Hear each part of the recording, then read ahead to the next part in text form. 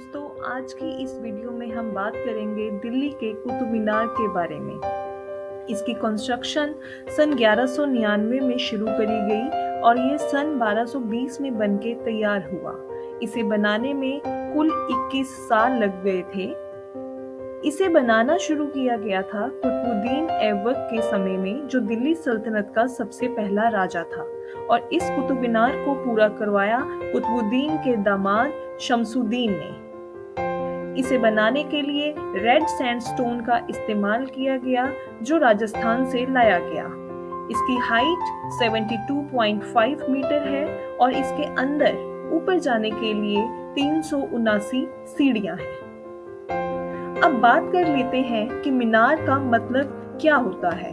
Islamic culture में मीनार एक tower होता है जिसे मस्जिद के पास बनाया जाता है और जिस पे चढ़कर एक आदमी अजान गाता है और उसे सुनकर सब मुस्लिम लोग मस्जिद में प्रेयर के लिए आते हैं। कुतुब मीनार को विक्ट्री टावर भी कहा जाता है। जब मुगलों ने दिल्ली के राजा पृथ्वीराज चौहान को हरा दिया, तब अपनी जीत और दिल्ली में अपने राज को दर्शाने के लिए मुगलों ने इसे बनवाया।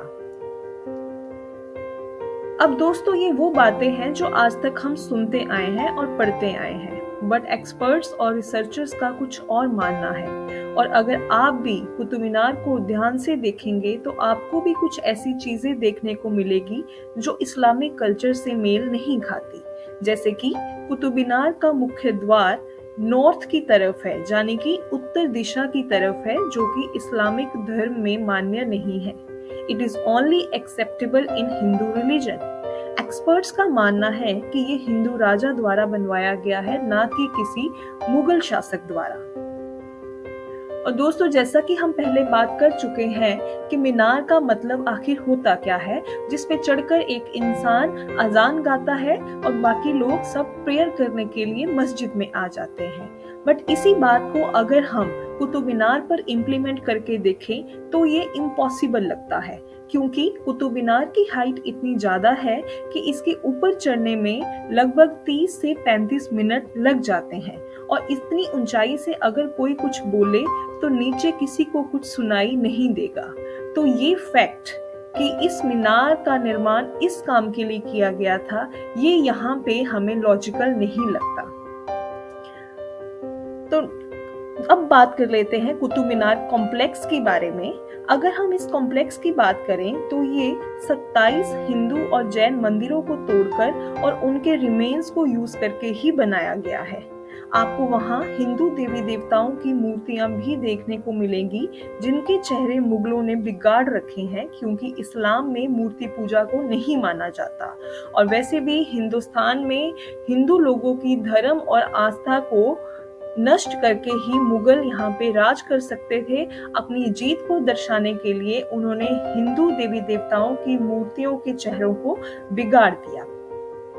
और पिलर्स पर आपको घंटियां, फूल, गणेश जी की मूर्ति और यहाँ तक कि रामायण युद्ध की तस्वीरें भी देखने को मिलेगी। ये सब आखिर मुगल राजाओं ने क्यों बनवाई?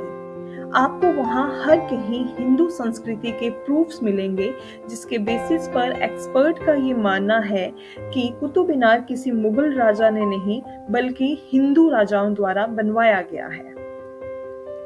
दोस्तों, अगर आपने नोटिस किया होगा तो कुतुब मीनार के ऊपर की 2 मंजिलें इसके बाकी हिस्से से अलग है। तो वो इसलिए कि कहा जाता है कि इन 1368 आसमानी बिजली गिरने से कुतुब मीनार के ऊपर का हिस्सा टूट गया, जिसे फिर मुगल शासक तुगलक ने बनवाया और उसने इसे बनवाने के लिए व्हाइट मार्बल का यूज किया, जिसकी वजह से इसके ऊपर की 2 मंजिलों का जो रंग है वो सफेद है और बाकी कुतुब मीनार का रंग लाल है।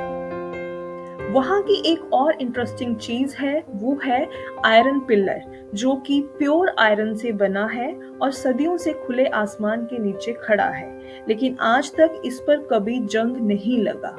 अब ये आयरन पिलर किसने बनवाया, इसके पीछे भी बहुत कॉन्स्पिरेसी है। कुछ एक्सपर्ट्स का मानना है कि ये पिलर हमारे हिंदू सम्राट अशोक ने बनवाया, बट कुछ लोगों का कहना है कि इस आयरन पिलर को मुगल शासक अलाउद्दीन खिलजी ने बनवाया है।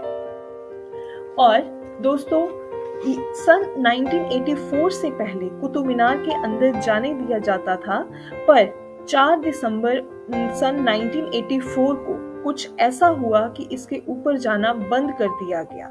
कुतुब मीनार के अंदर ऊपर जाने के लिए जो सीढ़ियां हैं वो बहुत छोटी हैं और एक समय पर एक इंसान ही जा सकता है। पर 4 दिसंबर 1984 के दिन लगभग 400 लोग अंदर थे जो एक एक करके इन सीढ़ियों के द्वारा ऊपर जा रहे थे, और अचानक लाइट बंद हो जाने से लोग डर गए और इधर उधर भागने लगे। सीढ़ियां छोटी होने की वजह से 45 लोग मारे गए, जिनमें ज्यादा स्कूल के बच्चे थे जो स्कूल की तरफ से ट्रिप पे कुतुब मीनार देखने आए हुए थे। तो ये थी कुतुब मीनार के बारे में कुछ इंटरेस्टिंग बातें। वीडियो पसंद आई हो तो लाइक करें और हाँ, हमारे चैनल को सब्सक्राइब करना ना भूलें। Thank you.